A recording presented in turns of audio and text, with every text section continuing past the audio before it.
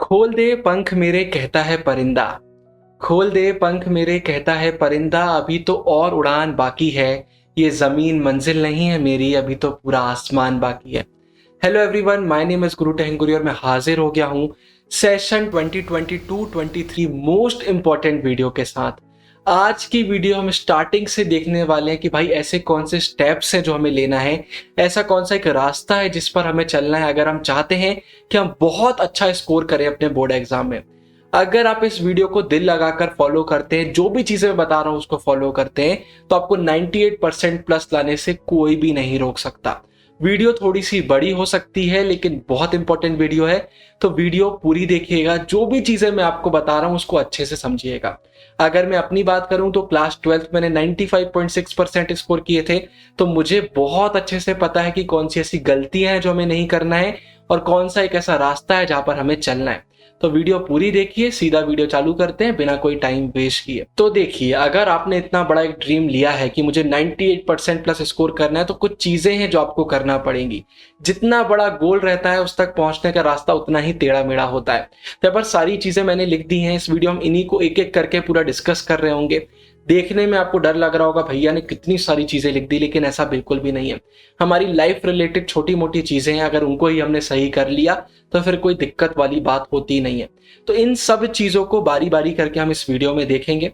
सबसे पहले आता है भाई गोल। अगर आपके मन में है कि आप अच्छा स्कोर करना चाहते हैं तो एक पेन कॉपी लीजिए, उसको लिखिए उस कॉपी में और अपनी स्टडी टेबल के सामने चिपका दीजिए, या जहां पर भी आप पढ़ने बैठते हैं वहां पर चिपका दीजिए। डेली आपको सामने दिखना चाहिए कि मेरा गोल क्या है। अगर मुझे 98% लेकर आना है तो क्यों लेकर आना है, और लेकर आने के लिए ऐसी क्या चीजें हैं जिन पर मुझे काम करने की जरूरत है। एक कॉपी में लिखते जाइए और अपनी स्टडी टेबल के सामने उसको चिपकाते जाइए। जब डेली आप पढ़ने बैठेंगे वो चीजें आपको दिखेंगी, आपका जो ड्रीम है, आपका जो गोल है, आपका जो एम है, वो आपको सामने दिख रहा होगा, तो फिर आपको पढ़ने से कोई भी नहीं रोक पाएगा। तो सिर्फ दिमाग में रखने से काम नहीं होगा, सबसे पहले उसको लिखना होगा और लिखने के बाद दीवार में लगाने के बाद उसको फॉलो भी करना होगा। जो रास्ता है उसको हम फॉलो करेंगे तभी तो हम गोल की तरफ बढ़ पाएंगे। तो पहला स्टेप आता है अपना गोल डिसाइड करना और उसके लिए मेहनत करने के लिए दिल से एकदम राजी हो जाना। इसके बाद भाई सिलेबस। अब बिना सिलेबस पढ़ाई नहीं हो सकती। हम सब ऐसी वीडियोस देख लेते हैं भाई, टॉपर कैसे बनना है, क्या करना है, लेकिन सिलेबस वगैरह की चीज हम देखते ही नहीं है। सबसे पहले सीबीएसई की ऑफिशियल वेबसाइट में जाइए। जो भी चीजें मैं आपको बता रहा हूँ डिस्क्रिप्शन में सारे लिंक आपके लिए डालूंगा। आप सिलेबस डाउनलोड करिए, आपके जो भी सब्जेक्ट्स हैं उनका सिलेबस बहुत अच्छे से देखिए। कितने चैप्टर आ रहे हैं, टॉपिक्स में कोई चेंजेस तो नहीं है, मेरी एनसीईआरटी लेटेस्ट है कि नहीं है, सब कुछ आप चेक करिए। सिलेबस का सही नॉलेज होना बहुत जरूरी है। अगर आपको मालूम चल जाता है कि अच्छा 5 चैप्टर है और मेरे पास 5 दिन बचे हैं, तो आपको पता रहेगा कि एक दिन में मुझे एक चैप्टर करना है। सिर्फ एग्जांपल दे रहा हूं। ऐसे ही जब हम बहुत लंबे समय का कुछ देखते हैं, अभी आपका बोर्ड एग्जाम में बहुत टाइम है, अभी तो स्टार्ट हुआ है हमारा नया सेशन, अभी से अगर आप अपने सिलेबस को ब्रेक कर लेंगे तो आपको इतनी आसानी जाएगी कि मैं बता नहीं सकता। बच्चे सबसे बड़ी गलती क्या कर लेते हैं, आखिरी महीने में पढ़ने बैठेंगे। अब इतना सारा सिलेबस है, इतना सा महीना है, कैसे हो पाएगा, दिक्कत जाती है।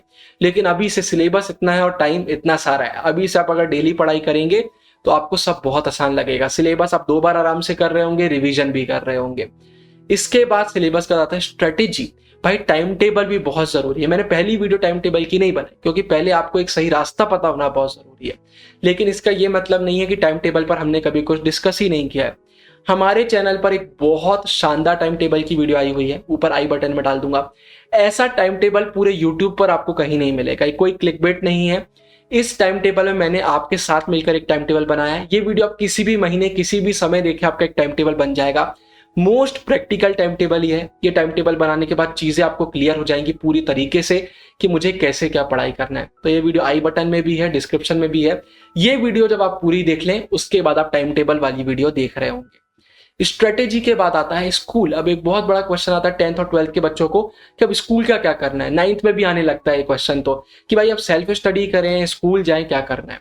तो याद रखिए, स्कूल आप रेगुलर जाएंगे। स्कूल हमारी लाइफ का एक बहुत इंपॉर्टेंट पार्ट है।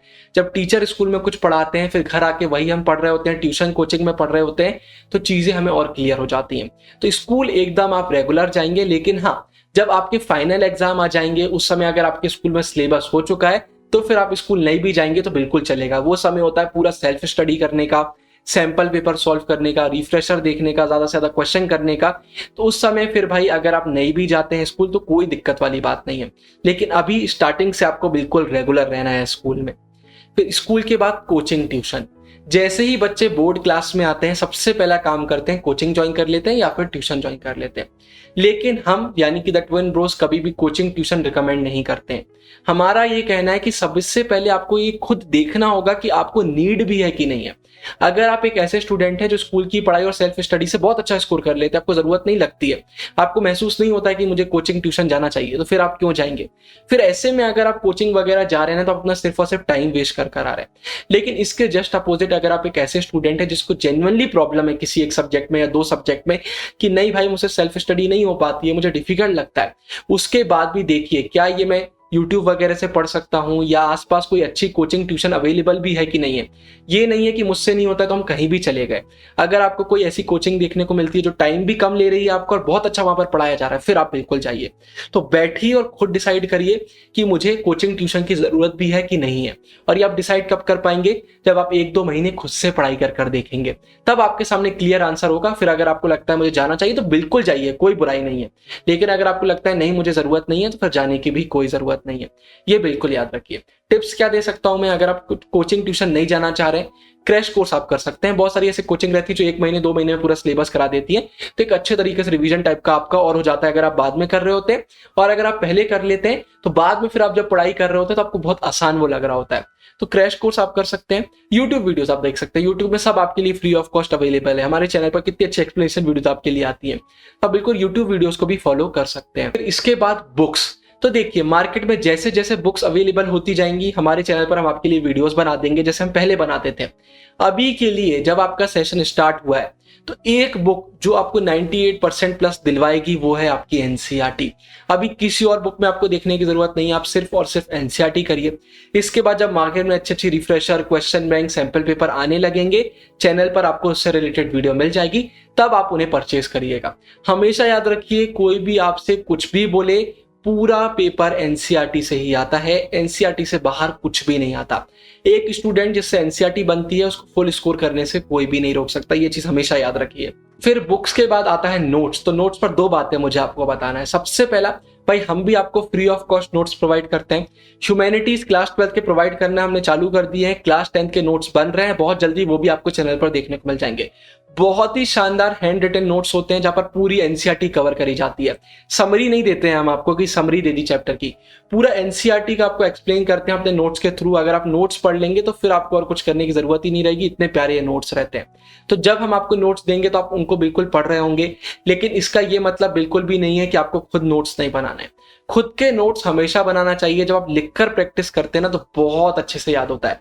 कुछ भी पढ़ रहे हैं उसको लिखिए, लिखने से याद भी होता है और खुद के बनाए हुए नोट्स हमको बाद में याद भी रहते हैं। अच्छा मैंने ऐसा लिखा था, ये किया था। आप अपने तरीके से बिल्कुल नोट्स बना सकते हैं। अगर आप किसी और के नोट्स फॉलो कर रहे हैं, जैसा मैंने कहा समरी फॉलो मत करिएगा। बहुत सारे लोग नोट्स के नाम पर आपको समरी दे देते हैं। बहुत सारी ऐसी वेबसाइट से जहां नोट्स के नाम पर समरी मिलती है कि 10 पेज का चैप्टर है तो उसको 3 पेज का करके आपको दे देते हैं। आप वो पढ़ लेंगे, आपको लगेगा आपसे पूरा चैप्टर बन रहा है, लेकिन जब बोर्ड एग्जाम में आप आंसर लिख रहे होंगे ना, एक आंसर की फ्रेमिंग आप नहीं कर पाएंगे। तो कभी भी समरी हमको नहीं पढ़ना है, एनसीईआरटी का पूरा नॉलेज होना मस्ट है। खुद से बनाओगे तो सब याद कर पाओगे, जैसा कि मैंने आपसे कहा। नोट्स के बाद भाई अब इंपॉर्टेंट चीज आती है स्मार्ट वर्क। ये होता है हार्ड वर्क भाई, आप एक एक पत्थर डाल रहे हैं जिससे पानी ऊपर आएगा फिर आप पिएंगे। एक होता है स्मार्ट वर्क, हमने स्ट्रॉ का यूज किया और पानी पी लिया।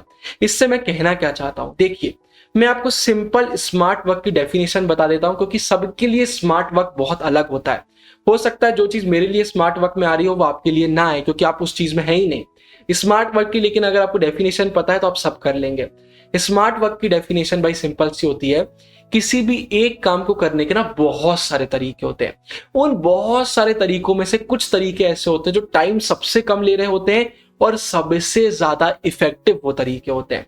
तो कोई भी ऐसा काम करने का तरीका जो कम टाइम ले रहा है और बहुत ज्यादा इफेक्टिव है, उसको हम स्मार्ट वर्क बोलते हैं। आप चैप्टर पढ़ रहे हैं, आपके पास बहुत सारे ऑप्शन रहते हैं। आप यूट्यूब वीडियो देख सकते हैं, आप नोट्स पढ़ सकते हैं, आप एनसीईआरटी पढ़ सकते हैं, आप रिफ्रेशर कर सकते हैं, बहुत सारे ऑप्शन है। सबको ट्राई करिए। देखिए इनमें से सबसे ज्यादा इफेक्टिव आपको कौन से लग रहे हैं, सबसे कम टाइम कौन सा ले रहा है, जो भी फिर आपको उसके हिसाब से सही लगे उसको आप चूज करिए। सोचिए एक स्टूडेंट है जो साल भर हार्ड वर्क करा जा रहा है, उसको एक काम करने में 10-10 12-12 घंटे लगते हैं, साल भर वो मेहनत कर रहा है और फिर भी आखिरी में कुछ ना कुछ रह गया। और एक बच्चा जो स्मार्ट वर्क करता है, हार्ड वर्क वाले को जो 10 से 12 घंटे लगते हैं वो 4 से 5 घंटे में सब कर लेता है, उसने सब कुछ भी कर लिया, रिवीजन भी कर लिया। अब सोचिए उसका बोर्ड एग्जाम कैसा जाएगा। एंड में स्मार्ट वर्क की ही जीत होती है, तो हमेशा आपको स्मार्ट वर्क करना है अगर आप एक टॉपर बनना चाहते हैं। आसपास जितने भी आपको टॉपर देखने को मिलते हैं उनको ऑब्जर्व करिए कि कैसे वो स्मार्ट वर्क करते हैं। ज्यादा टॉपर आपको देखने को मिलेंगे कि हमेशा ही स्मार्ट वर्क चूज करते हैं। अब आप सोच रहे होंगे भैया आप ही बता दीजिए स्मार्ट वर्क क्या होता है। कि ये मैं नहीं बता सकता, ये आपको खुद अपनी लाइफ में देखना होगा। कुछ भी काम करते हैं जो मैंने डेफिनेशन बताई उसके बारे में सोचिए, आपको अपने आप मालूम चल जाएगा कि उस काम के लिए आपका स्मार्ट वर्क क्या है। सबसे कम टाइम वो चीज ले रही होगी और सबसे ज्यादा इफेक्टिव वो चीज होगी। स्मार्ट वर्क के बाद भाई फिर आता है स्कूल एग्जाम। अब भाई स्कूल के एग्जाम को ना लोग बहुत हल्के में ले लेते हैं, बोर्ड एग्जाम, अरे बोर्ड एग्जाम देंगे उसमें अच्छा स्कोर करेंगे, परसेंट सही आएगा, बात खत्म। जी नहीं, आपको एग्जाम पूरे देना है। आपके स्कूल में quarterly, half yearly, pre board जो भी होंगे, आपको सारे एग्जाम देना है। एग्जाम देने से बहुत अच्छी प्रैक्टिस हो जाती है। अब जब आप एग्जाम देंगे ना तो वो आप मार्क्स वगैरह तो छोड़िए, वो हमें इतना मैटर नहीं करता। मेन जो चीज मैटर करती है वो है अपनी मिस्टेक्स वहां पर देखना। एक मिस्टेक हम सिर्फ एक बार करेंगे। जब मैंने अपना एग्जाम दिया था स्कूल में, मैंने बोला यार टाइम मैनेजमेंट नहीं होता है, मेरी स्पीड स्लो, मैंने स्पीड पर काम करना चालू किया। मैंने बोला यार मुझसे लॉन्ग आंसर फ्रेम करते नहीं बनते, मुझे फ्रेमिंग पर काम करना है। मैंने अपने मिस्टेक्स पर काम किया और बोर्ड एग्जाम में कोई भी ऐसी चीज नहीं थी जो मुझे डिफिकल्ट लग रही हो। तो जब हम अपने स्कूल के एग्जाम देते हैं ना, तो उनको जब हम बोर्ड एग्जाम समझ के देते हैं कि भाई मैं तो बिल्कुल बोर्ड एग्जाम दे रहा हूं अपना, तो हम अपनी मिस्टेक्स को देखते हैं। फिर होता क्या है, हम अपनी मिस्टेक्स पर काम करते हैं और जब असली में बोर्ड एग्जाम आता है तो कोई दिक्कत नहीं हो रही होती है। अगर आप सब कुछ बोर्ड एग्जाम के लिए रख लेंगे तो भाई मिस्टेक भी फिर उसी समय हो रही होंगी और फिर हमें दूसरा मौका नहीं मिलता। फिर अपनी स्ट्रेंथ्स को पहचानो, देखो किस चीज में आप बहुत अच्छे हो। जिस चीज में बहुत अच्छे हो उसको अपने बेस्ट लेवल तक ले जाओ, और जो आपकी वीकनेसेस हैं जिन पर आपको बहुत काम करने की जरूरत है उन पर काम करना चालू करो। अगर आपको लगता है आपकी आंसर फ्रेमिंग अच्छी है तो बहुत अच्छे से आंसर फ्रेम करो, लेकिन अगर आपको लगता है कहीं ना कहीं आपकी स्पीड स्लो है तो उस पर भी काम करना चालू करो। तो अपनी स्ट्रेंथ्स और वीकनेसेस दोनों हमें अच्छे से पता होना चाहिए, और ये आपको पता कैसे चलेंगी, जब आप स्कूल के एग्जाम वगैरह दे रहे होंगे, रेगुलर स्कूल जा रहे होंगे। फिर इसके बाद फाइल्स एंड प्रोजेक्ट्स। एक चीज जो बच्चों को सबसे ज्यादा परेशान करती है वो यही है कि पढ़ाई करेंगे कि ये काम करेंगे। तो मैं सिंपल आपको बोलता हूं, अपने टीचरों से आप बात करिए, वो जितनी जल्दी आपको प्रोजेक्ट और फाइल का काम दे देंगे आपके लिए उतना अच्छा है। जैसे ही आपको मालूम चल जाए किस टॉपिक पर फाइल या प्रोजेक्ट आपको बनाना है, जब भी आपको छुट्टियां मिलती हैं, वेकेशन मिलते हैं, आप काम करना चालू करिए। संडे को रहते हैं आप फ्री, उस दिन काम करना चालू करिए। जितना जल्दी आप अपना फाइल और प्रोजेक्ट का काम कर लेंगे उतना आसान आपको बोर्ड एग्जाम लगेगा। बहुत सारे बच्चों का बोर्ड एग्जाम सिर्फ इसलिए बिगड़ जाता है कि प्रैक्टिकल्स आ जाते हैं, फाइल कंप्लीट नहीं होती है, पूरा महीना उसमें चला जाता है, बोर्ड एग्जाम की पढ़ाई नहीं हो पाती है। तो जितनी भी अभी बीच बीच में आपको छुट्टियां मिलती रहेंगी उस पर अपना फाइल और प्रोजेक्ट का काम कर लीजिए। मैं आपको फिर से बोलूंगा, जितना जल्दी आप ये काम कर लेंगे उतना अच्छा है, नहीं तो बाद में आप खुद बोलेंगे कि भैया ने बिल्कुल सही बोला था, अब देखो बोर्ड एग्जाम आ गए और पढ़ाई करने का टाइम ही नहीं मिल रहा है। तो ये बिल्कुल याद रखिए। फिर इसके बाद एक बहुत सीरियस इशू भाई, डिस्ट्रैक्शंस। किसको परेशान नहीं करती ये चीज? मोबाइल वगैरह स्मार्टफोन जब से आ गए तो पूछिए ही मत। तो दो ऑप्शन आपके पास होते हैं, एक होता है डिस्ट्रैक्शन को हटा दिया जाए, या फिर एक होता है मिटा दिया जाए। मतलब जैसे अगर आपको मोबाइल परेशान करता है तो घर में आपने सबको बोल दिया भाई कि जब भी मैं ज्यादा मोबाइल यूज करूं मुझे आप इन्फॉर्म कर देना, रिमाइंड करा देना कि तुम ज्यादा मोबाइल यूज कर रहे हो, मैं करना बंद कर दूंगा। एक ये होता है जो भी एप्स आप ज्यादा यूज करते हो उनको आपने अनइंस्टॉल कर दिया, ये हटा दो का ऑप्शन होता है। फिर एक होता है भाई हार्श स्टेप होता है, मिटा दो। मोबाइल डिस्टर्ब कर रहा है, अरे मोबाइल ही फेंक दो, घर में दे दो, मुझे एक साल के लिए मोबाइल ही नहीं चाहिए। लेकिन जो ये मिटा दो ऑप्शन होता है ना, ये मुझे पर्सनली बिल्कुल अच्छा नहीं लगता। आज के समय में मोबाइल बहुत जरूरी चीज है। आज के समय में व्हाट्सएप हो गया, इंस्टाग्राम हो गया, ये सब चीजें सिर्फ डिस्ट्रैक्शन नहीं है, ये हमें बहुत चीजों में मदद भी कर रही होती है। इंटरनेट हमारे लिए कितना यूजफुल है भाई। व्हाट्सएप नहीं, आप दोस्तों से बात कैसे करेंगे, आप कॉल कैसे करेंगे अगर आपके पास मोबाइल नहीं है। इंस्टाग्राम पर भी सिर्फ ऐसा नहीं है कि सिर्फ रील्स ही होती है, अच्छे अच्छे पेजेस होते हैं जो हमें बहुत सारी इंफॉर्मेशन दे रहे होते हैं। यूट्यूब पर बहुत अच्छी अच्छी वीडियोस होती हैं। मोबाइल ही नहीं रहेगा तो फिर याली वीडियो आप कैसे देखेंगे? तो सबसे अच्छा स्टेप होता है हटा दो। जो भी डिस्ट्रैक्शन है यार उनको थोड़ा सा लिमिट कर दो आप उनका, कि भाई मैं इंस्टाग्राम अगर चलाती हूँ या चलाता हूँ आधे घंटे से ज्यादा नहीं यूज करूंगी। यूट्यूब है 1 घंटे 2 घंटे जितना मुझे लगता है उससे ज्यादा मैं नहीं करूंगी। अगर पढ़ाई कर रही हूँ तो करूंगी, बाकी काम के लिए नहीं करूंगी या करूंगा। यह आपको देखना पड़ेगा। तो जितना ज्यादा आप हटाएंगे उतना बेटर है। मिटा देना एक अच्छा स्टेप नहीं होता है, क्योंकि हर चीज की अपनी एक थोड़ी सी इंपॉर्टेंस होती है। फिर भाई success, never let success get to your head. ऐसा नहीं है कि प्री बोर्ड हाफ ईयरली में आप टॉपर बन गए स्कूल के तो बस लाइफ सेट है, बोर्ड एग्जाम सेट है। जी नहीं, सक्सेस को कभी भी सर पर मत चढ़ने दीजिए, देखिए और कैसे इंप्रूव कर सकते हैं। और हमेशा याद रखिए, अगर आपको सक्सेस मिली है तो मेहनत की वजह से मिली है। जिस दिन आप मेहनत करना छोड़ देंगे, सक्सेस भी उसी दिन आपका साथ छोड़ देगी।